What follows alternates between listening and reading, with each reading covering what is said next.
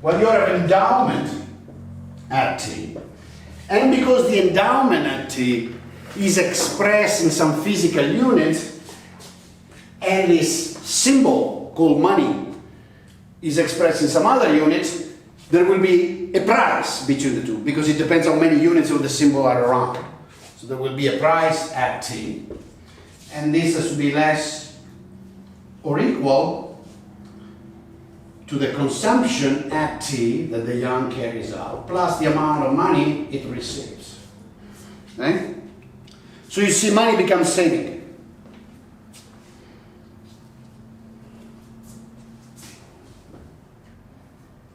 Okay?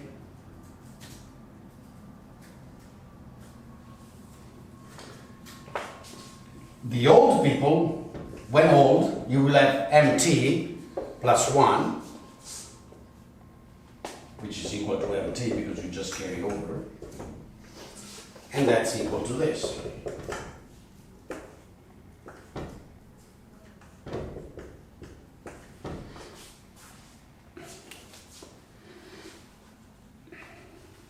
Okay. The introduction of this symbol, this piece of paper, of this token, of this torch, of this passing something from one to another, to the extent that you expect that this will be accepted tomorrow by the other people, right? So it will have purchasing power. Gives you a budget constraint. You have my endowment, it's worth this much. I consume part of it and I save part of it in these coins. With those coins tomorrow, which are the same in this example, I'll purchase my goods tomorrow. So that in the graphical representation, you're no longer here, you're somewhere here where the slope is determined by P, right? This is consumption when old, this is consumption when young. And instead of consuming here, you consume somewhere here.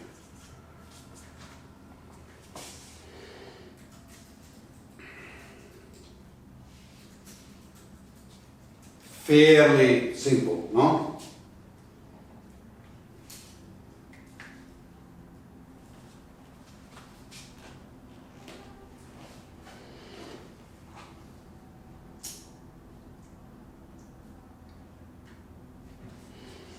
There is a relative price, PT plus 1, right?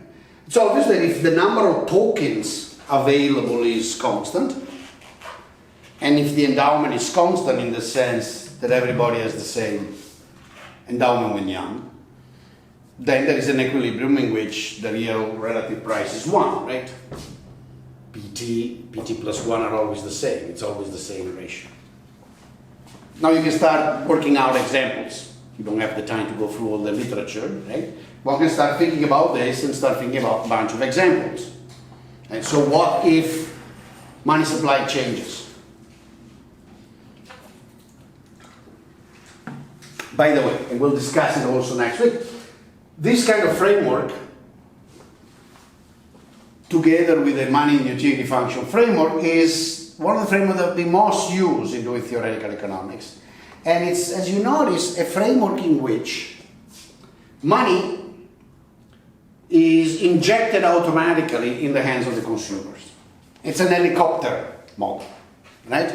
In fact, if there is a variation in money supply, what is that people do in this model? They say, well, I receive MT, and then the government or whoever prints this thing, because they change the money supply, they put some extra money in the hand of these people overnight, right? So I receive MT from the old people, and then during the night in my checking account, in my drawer, there were $100 and now there are $120. Most of the simplified theory of money and the relation between money circulation and prices that come around comes from this very simplified version of what money supply is.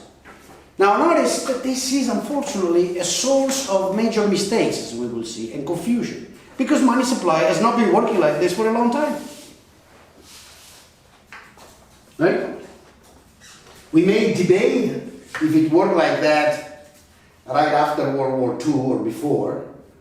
It did work somewhat like that way back in time, certainly in the days of silver and gold, and for a while, in the days also of fiat and paper money.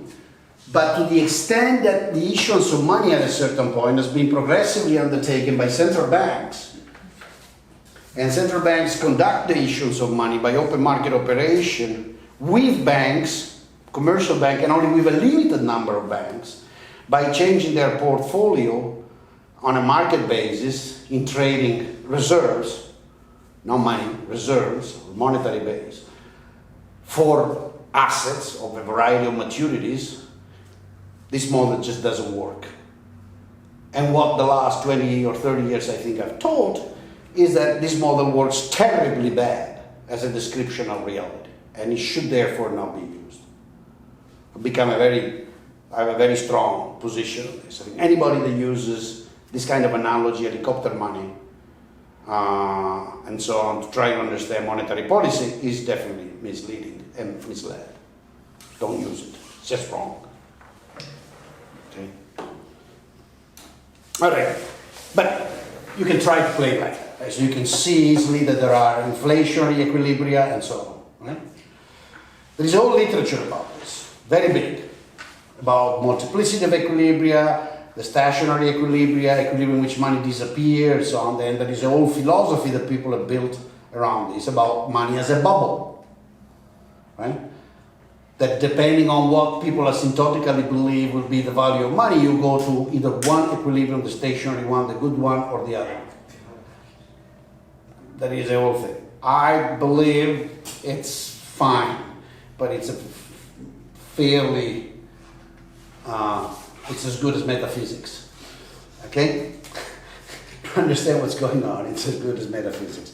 But anyhow, there is a literature, okay? You can read it, it starts from, but it starts, the funny analogy is that there is a back and forth, a formal back and forth, a completely formal back and forth, mathematically speaking, so they're equivalent in some sense, between this model of money and the money in utility function model for the infinite lived agent, as studied, for example, by Buzz Brock again in Journal of Monetary Economics of 1974. Actually, Buzz, there's an interesting correspondence. Buzz uses a discrete time version of a model that was initially introduced by Miguel Sidrowski. Sidrowski was a young guy, then I think Chilean, and then ended up killing himself in a car accident, so didn't write much, was very brilliant apparently. I think the paper is 1969.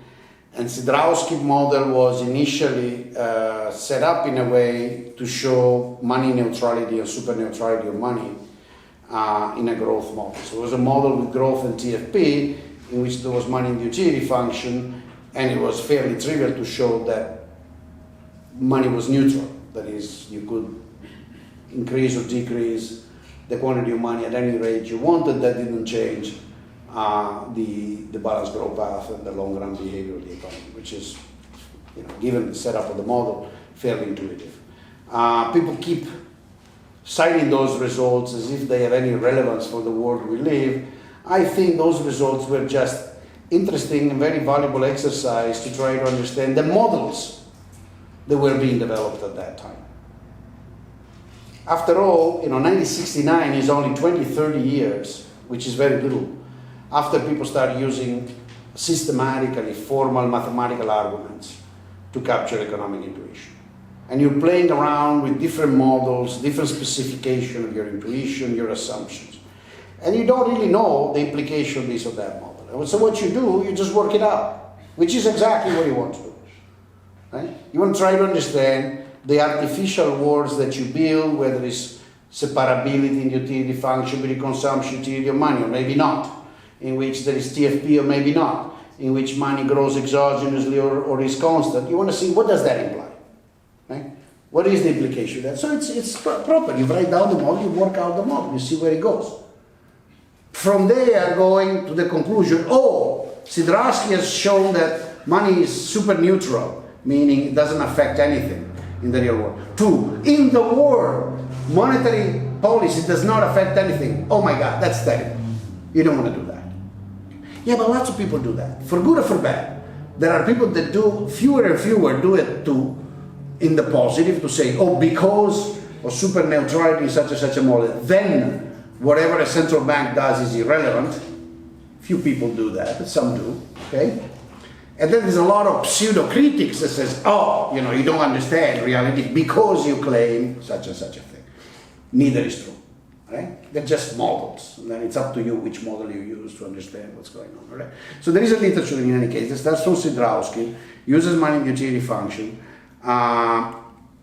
Brock has the first usable contribution for infinite lived agent, Journal of Monetary Economics, I think 1974, William Brock. And then from that, there is a whole literature that goes on for 20 years. And one thing that you can do is to show that, in fact, the dynamics of this and dynamics of that are fairly equivalent under reasonable restrictions. Okay? And they're all about long-run equilibria in which people believe in money, people don't believe in money. In the OLG, there are bubbles, there are no bubbles. There are inflationary equilibria and whatnot. Okay? We're not going to go through that, but it's good that you know this. Now, obviously, from this same model, one can do this.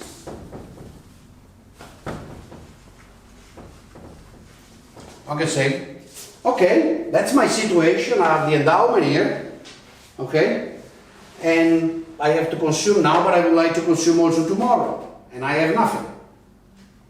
Right? You see, sometimes when I speak, I say, my endowment are not goods. In fact, one can do it also with goods. My endowment is labor. Okay? So I have some amount of labor when young, which earn a wage. So now we can take away this relative price and put that as a relative price of labor per consumption unit. Okay? We can say, well, I have labor, I'm working the field, I get all the stuff out of labor. But when I'm old, I'm too tired to work, I have no strength, I cannot produce anything. I would like to have some resources for when I become old. But the consumption good assumption is non-storable. So I cannot store the good. Okay? I would like to give something now, when I'm old. Sorry, I would like to give something now when I'm younger to the old. Sometimes my brain skips 3 words. So I would like to give something now that I'm young to the old, work for the old that are now, so that the future young will work for me. That's called a pension, right? So now you change notation and you suddenly have a model of pay-as-you-go pension, right? Social security contribution, let's call it like that, all right? At T, and I consume social security contribution at T plus 1. Now the interesting thing here is that per se there need not be any relation between these two.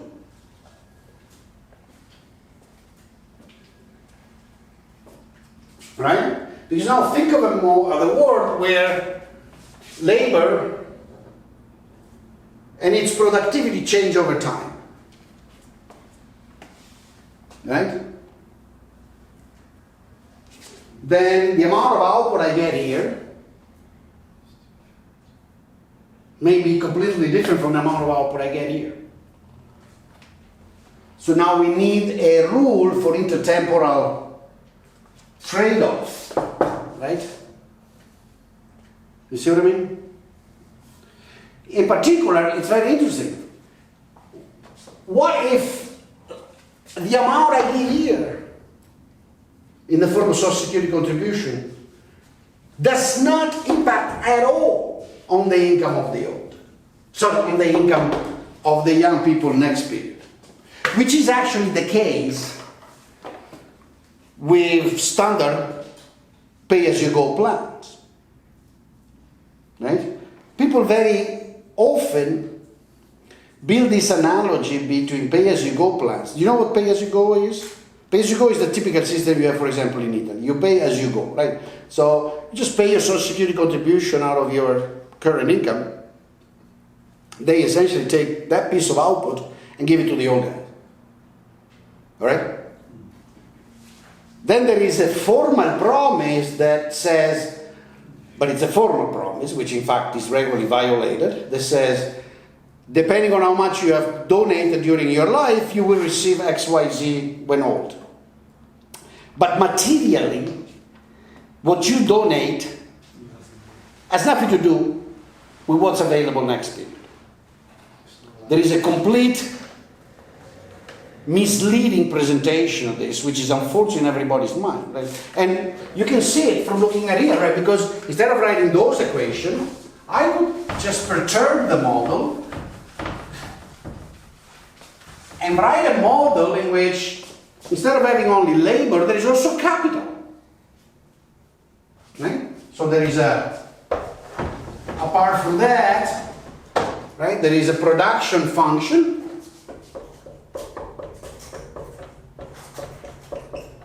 And maybe labor is constant in every period. Right? It's the labor of the young. Right?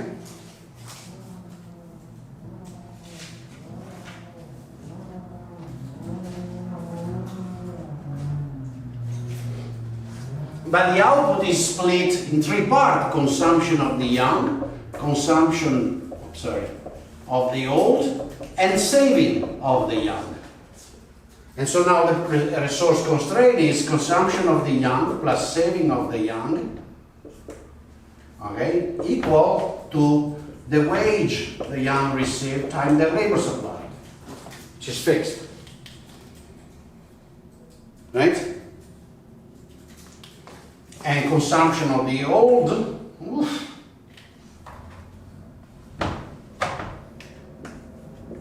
next period, is the saving that they took as young, multiply 1 plus the rate of return on capital. Right? And 1 plus the rate of return on capital is dF in dKt, evaluated at KTL. Okay? Whereas wage T is dF in dL, evaluated at KT. Okay? See? That's a little different model. This is actually a model that Diamond, I believe, used for first to start talking about this stuff. In this model, this thing here is an investment, and it's a real investment. Depending on how much you invest, that will determine KT plus 1. Because KT plus 1 is ST in that story, materially. Right? It's the old farmer that doesn't eat all the cows and leave some trees there and leave some chicken, and that's the capital, and it lives out of that capital next period. So people often make the analogy between, it looks like very similar, but it's not, because in this and this are purely a tax on labor.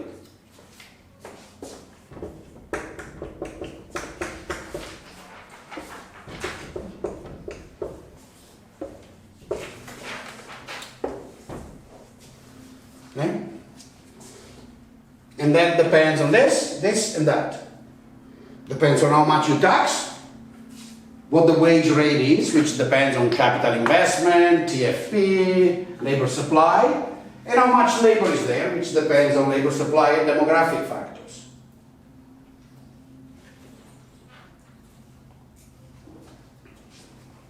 So looking at this model and looking at that model, it's a different business. Right? And a lot of statements that are true there are not true here. So that's useful. The overlapping generation model allows you to look at this and think of this with a bit of rigor, order in your mind. You can start writing this down for a bunch of generation and you see where the problems are, right? But they're not the same thing. particularly, this is a very simple model in which it's all market driven. Right? So if I want to describe reality with this model, I can embed this in a model of growth, for example.